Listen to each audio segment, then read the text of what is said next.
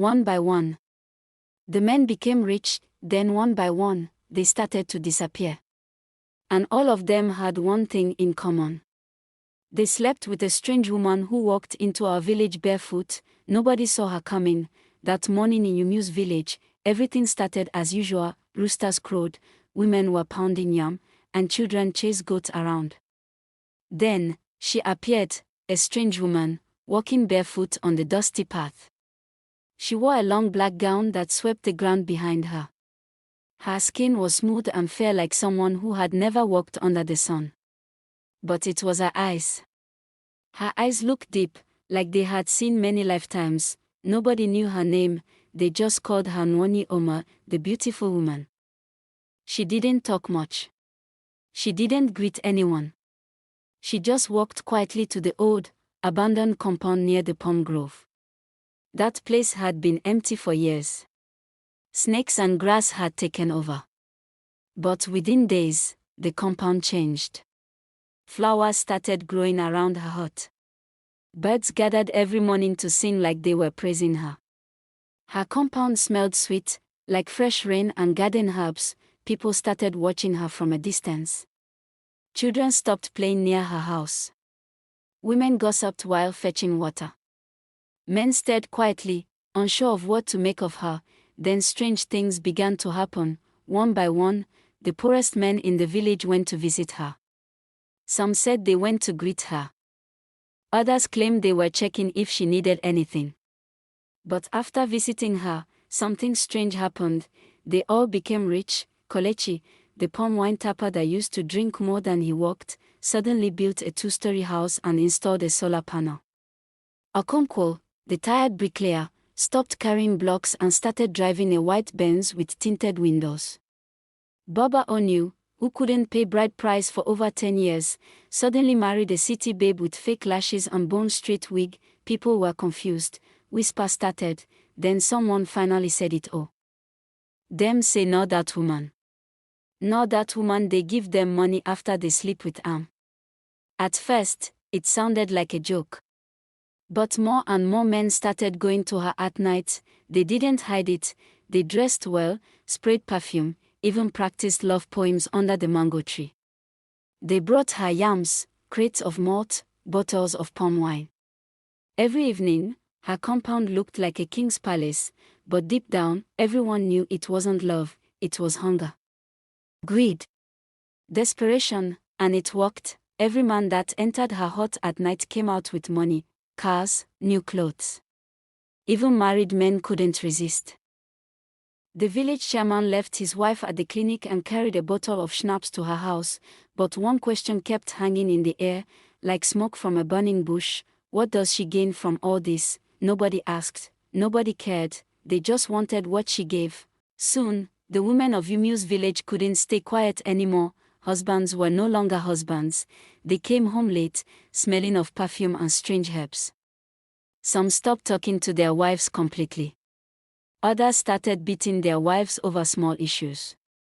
Even the respectful ones became proud overnight, walking around like kings. Mama Ifunanya caught her husband sneaking out at midnight, holding a crate of eggs and 1 bottle of dry gin. Mama Ebube said her own husband told her to stop cooking for him. He said the woman near the palm grove gave him special food now. Enough was enough. One afternoon, the women gathered under the big mango tree beside the village square. They left their babies and house chores behind. The air was tense. You could feel the anger boiling in their chest. Mama Nkechi stood up first. This thing must stop. We are losing our husbands to that strange woman. She shouted, she's using jazz. Another woman screamed, she must be a witch. Let's go and burn down that compound. Someone else shouted, but Mama Yudoka, the oldest woman in the village, raised her hand for silence.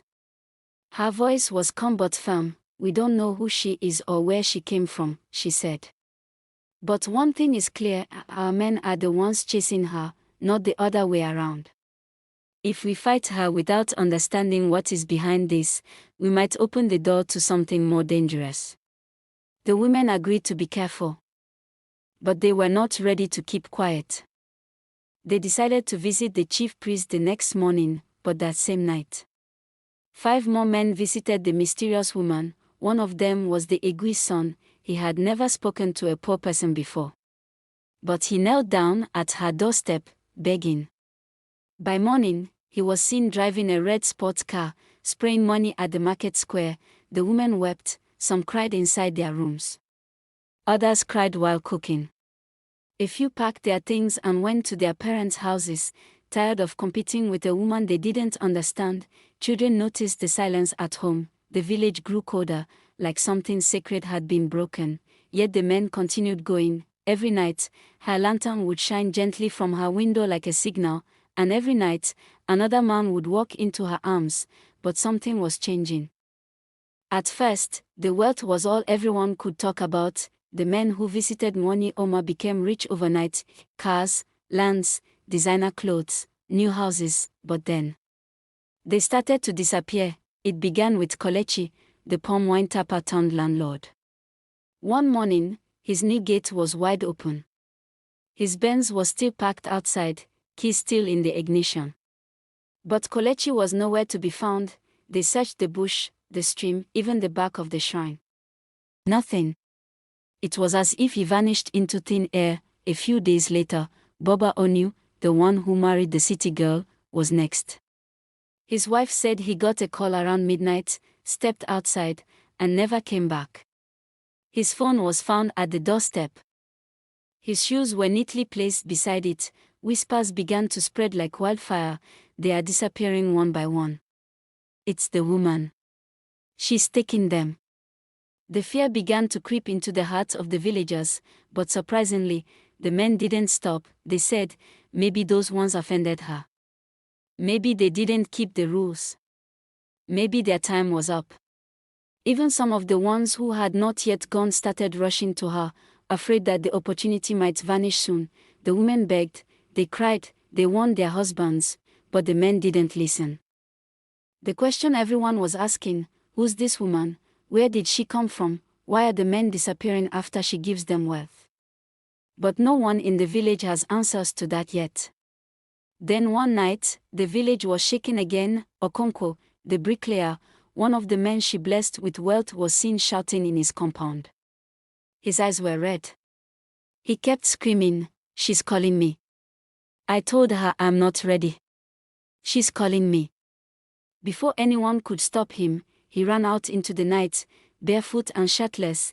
He was never seen again. Now, even the bravest men began to fear. The woman called for another meeting, this time with the elders and the chief priest. The chief priest said nothing for a long time.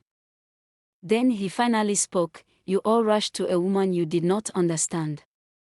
You took her gift, but no one asked for the price." The room went silent, even the air stood still.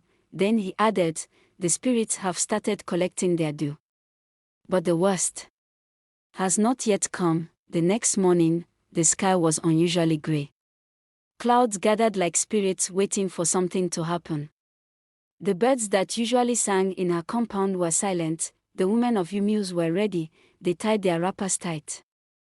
Most of them wore red beads on their necks and tied protective charms around their waists. Mama Udoka held a calabash filled with sand from her ancestor's grave.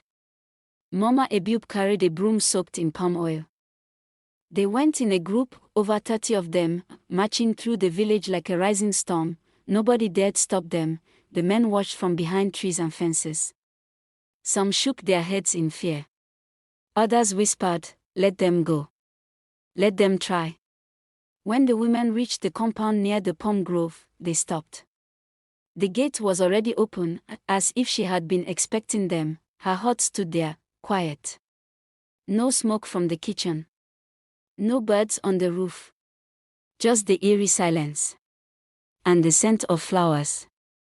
Mama Nkechi stepped forward and shouted, "Nani Omar. Come out.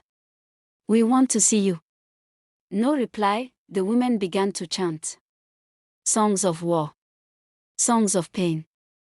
Songs from their grandmother's time. Then they poured libation and began to sprinkle native salt and ashes around her compound. Still, no movement. Mama Ebiub, shaking with anger, stepped forward and raised her broom. She shouted, "You have taken our husbands. You have taken our peace. Today, you will answer us. She struck the door of the hut with the broom once, twice. On the third strike, the door creaked open slowly on its own inside. There was no one, the room was empty, no mat, no clothes, no pots, no lantern, just an old wooden mirror leaning against the wall. Mama Udoka, breathing hard, stepped in slowly. She looked around. Then her eyes landed on the mirror. She gasped. In the mirror, she saw all the missing men, Kolechi, Boba Onu, Okonko. Even the Egui's son, their faces were inside the glass, motionless. Like they were trapped. Like they were alive, but could not speak. The women screamed, some ran. Others collapsed.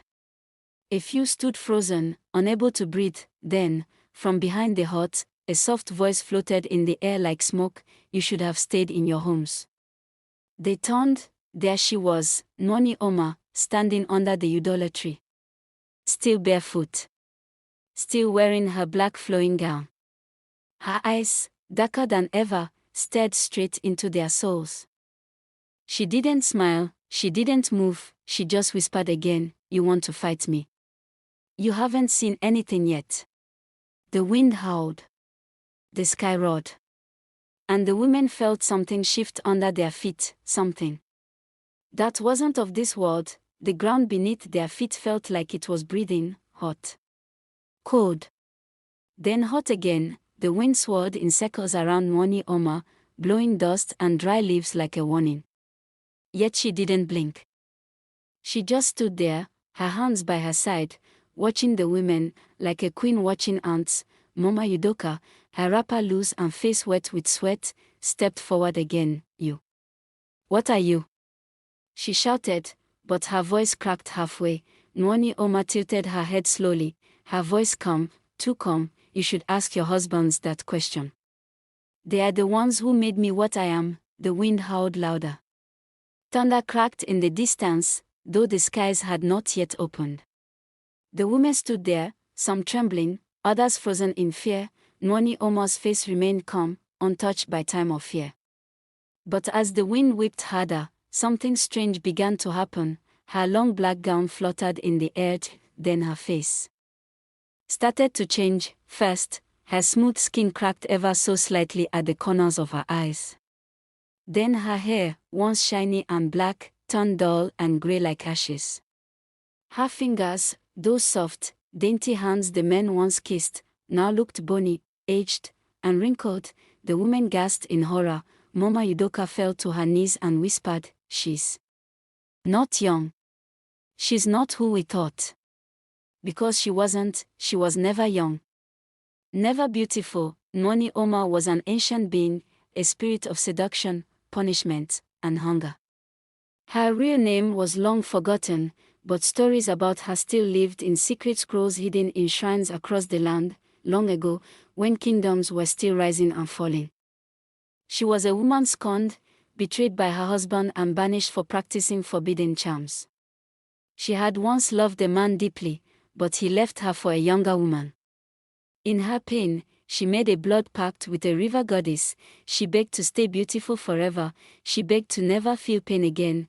The goddess agreed, but at a price. You shall feed on the greed of men. You shall never love. You shall never stay in one place. You shall always hunger for their desire, and take from them what they value most. And so, for centuries, she wandered from village to village, appearing young, luring desperate men, and feeding on their lust, their greed, and their souls. Every time she slept with a man, she took something from him, his freedom, his mind, or even his life. In return, she gave him temporary wealth, just enough to blind his eyes. Before collecting her price, the beauty the men saw, it was borrowed. A mask. A lie. When she came to Umueze, she saw what she needed: a village full of broken, greedy men, men who beat their wives, men who refused to take care of their homes, men who were never content, men who mocked the poor and worshipped riches. They were the perfect feast. Now, Her mask was cracking because the women had dared to confront her. She turned slowly to Mama Udoka, her voice like dry leaves rustling in Hamatan. Your men came to me with open hearts. I did not chase them. I only gave them what they asked for. Mama Udoka stood up slowly. But you took them. Nani Omar smiled for the first time, a cold, cruel smile. No. They gave themselves to me. I only collected what was promised. Then she turned back to the hut, and the mirror inside began to glow faintly red. The trapped men inside looked like they were screaming, but no sound came out. The women began to cry, loudly, painfully. Mama Ebu picked up a stone and flung it at the mirror. It hit the wall and bounced off. The glass didn't even crack. Please, one of the women begged. Give us back our husbands. Nani Omar stared at her and said, what is taken by greed cannot be returned by tears. She stepped backward into the shadows of the idolatry, and in a blink, she vanished. The wind stopped, the birds returned, the sky turned calm, but the hut remained, the mirror remained, and the faces of the missing men still watched from behind the glass. That night, Umueze's village did not sleep. Cries filled the air. Women wailed. Children clung to their mothers, asking, where is Papa? But there were no answers. Only fear. The women returned from Nani Omar's compound, some limping, others covered in dust. They didn't speak of what they saw, not yet. The pain was too heavy, but by morning, the whole village knew. The men were trapped in the mirror, and Nani Omar was gone. The elders called an emergency meeting under the Iroko tree. The chief, Egui Anin, whose own son was among the missing, sat with his red cap in his hand. His eyes were swollen from crying. The chief priest, Dibia Nachi, was silent for a long time. Then he finally said, she has fed. But her hunger will return. And if we do nothing, she will come again. Maybe not here, but to another village. And this time, she may take more. The villagers begged him to help. Tell us what to do. Can we destroy the mirror? Can we call their spirits back? Dibia Nachi shook his head. This is not an ordinary curse. This is an agreement sealed by blood and desire. The men gave themselves willingly.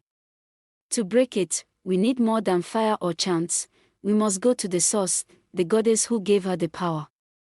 The people gasped. Only one person had ever spoken of that river goddess, and she died many years ago, but Mama Udoka stepped forward. I know the way. My grandmother told me the path before she passed. The river lies deep in the forest, past the lands of silence. But getting there, it is not a journey for the weak. The elders agreed, a team must go, but only the pure-hearted could make the journey. Anyone who had ever wished for wealth with an evil heart, or who had gone to Nani Omar, would not survive the path. In the end, only 3 people were chosen. Chimamanda, a young widow who had refused to remarry despite pressure, Obina, a boy whose father had vanished inside the mirror, and Mama Udoka, who knew the path and feared no spirit. Before they left, Dibia Nachi gave them each a sacred token, a small gourd of bitter leaf water to protect them from illusions, a white cloth to show they came in peace, and a dried feather from a sacred egret, the only bird that could fly over cursed water. The villagers gathered to pray for them. At dawn, the 3 stepped into the forest, leaving behind a village torn by fear, sorrow, and silence. Back in the compound near the palm grove, the mirror began to hum. A light flickered inside it, dim, then brighter, and from deep within the glass, Kolechi opened his eyes. He looked around, and then he began to scream silently. His mouth moved. His eyes widened.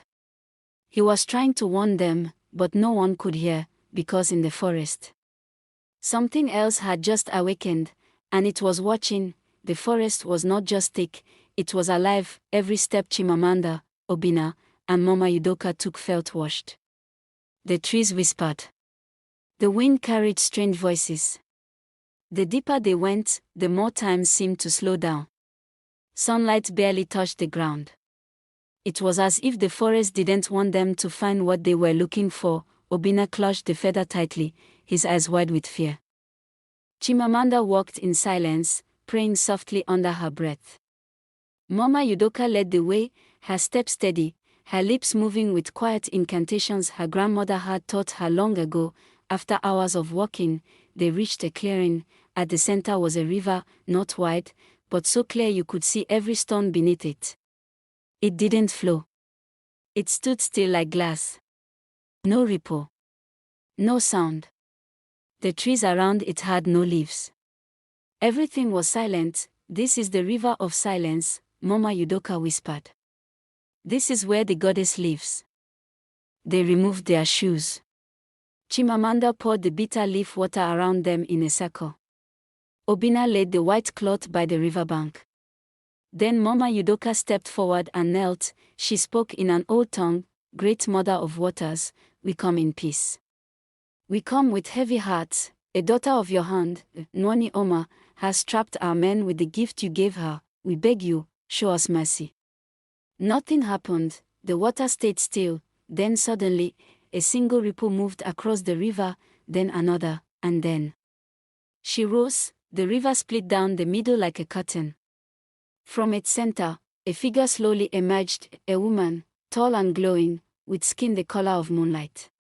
Her eyes were silver, and her hair flowed like water. She wore no crown, but power dripped from her like perfume. This was Nwanyi, the ancient river goddess. Obina fell to his knees, trembling. Chimamanda's voice shook as she spoke, Please, Great Mother. Our husbands, our fathers, our brothers. They are trapped. We didn't know she was stealing from us. Help us. The goddess looked at them with no expression. Then she spoke, and her voice echoed in their bones, You blame the girl. But what of the men? Did they not come willingly? Did they not give themselves freely for wealth? Mama Udoka bowed her head. We do not deny it, Great One. But their greed has cursed us all. We ask for a second chance. A cleansing. The goddess looked into Chimamanda's eyes. And what are you willing to give? In return. There was a long silence. Chimamanda slowly stood. Take me, she said. Release them, and take me instead. Obina gasped. No. But the goddess raised her hand. Your heart is pure, she said to Chimamanda. You are willing to sacrifice, and that has power. She turned to Obina. And you? Carry no sin. But your blood holds the key. Obina blinked. What? What do you mean? Then the goddess revealed the truth. Your father was the first man Nani Omar visited in this village. He made the first pact. He opened the door for her return. To close it, you must break his bloodline's link to her. Mama Udoka gasped. You mean? The goddess nodded. Obina must choose, burn the mirror, and with it, the souls of the lost. Or spare them, and carry the curse until another rises. Obina's legs gave way. Chimamanda held him. What do we do now? She whispered. The goddess looked at the three of them, then slowly began to sink back into the river, return to the village. The mirror will call you. But beware, once it starts to whisper your name, your time is short. And then she vanished. The river stilled once more. And somewhere, far away, back in the compound near the palm grove, the mirror began to glow red again. This time, the faces inside were weeping, and a voice, soft and strange, began to call Obina's name. They returned to Umueze 3 days later. The whole village was waiting. The women rushed to them, faces filled with hope. The elders gathered. Even the children stayed quiet, sensing something sacred was about to happen. But Obina, he didn't speak. He walked straight to the compound near the palm grove, his heart pounding, palm sweaty. The mirror was still there, leaning against the wall, glowing softly like a coal ready to burst into flame. Inside the mirror, the faces stared back at him. Kolechi. Boba Onu. His own father, they were begging. Their eyes pleading. Mouths moving without sound. Mama Udoka came and placed her hand on his shoulder. Obinna, it is time. Chimamanda stepped forward, holding the small bag given to them by the river goddess. Inside it was a powder made from the root of remembrance, used only to break powerful bonds between words, but as Chimamanda opened the bag, Obinna froze. They are still alive, he said softly. I can feel it. Mama Udoka nodded. But the goddess said, to free the village, you must destroy the mirror. Their souls will burn. But the curse will end. Obinna stared at his father's face in the glass, a man who had never hugged him, a man who once beat his mother and chased after Nwanyi Oma for wealth, and yet he was still his father. Tears filled his eyes. He dropped to his knees and whispered, why did you do this to us? The mirror shook, as if it heard him. Suddenly, a crack appeared in the glass. Then another. The mirror started to whisper, Obinna, you can join us, just touch the glass, I give you everything they had, and more. He trembled, the same choice the men had faced, and now, it was his turn, but he remembered what Chimamanda told him in the forest, true strength is walking away from what you want, to protect those who have nothing. He stood up slowly, he took the powder from Chimamanda, he walked to the mirror, he whispered, I forgive you, Papa. But this must end. Then he threw the powder at the mirror screamed, it cracked, once. Twice, then shattered into 1,000 pieces, flying into the air like sparks from a burning fire. A strong wind blew through the compound, throwing everyone to the ground, and just like that, the faces disappeared, the mirror was gone, the hut collapsed, the flowers dried, and the birds never returned. The curse was broken, but the men were gone forever. In the weeks that followed, peace slowly returned to Umueze. The remaining men became quiet, humbled. Some went to the shrine to confess their greed. Others begged their wives for forgiveness. Obinna never spoke much after that. But he walked with a strength few understood, and the village never forgot. They built a small shrine where the mirror once stood, not to worship Nani Omar, but to warn future generations. On the wall, they wrote, greed is a door that always opens wide, but behind it waits a hunger that never dies. Wealth gained without honor will always demand a price.